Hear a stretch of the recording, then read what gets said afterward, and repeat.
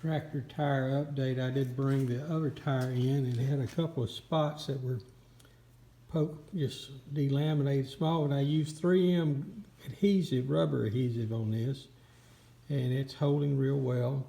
On the first tractor tire that I put the Flex Seal on, it's looking rather good. I do have to come back and do some trimming to kind of make it look a little less Rube Goldberg-ish, but it all looks very good considering what shape the tire was when I began with it.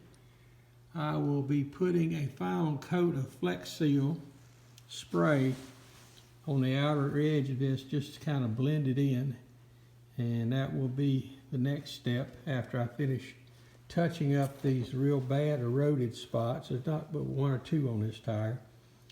Anyway, this will be a project to finish.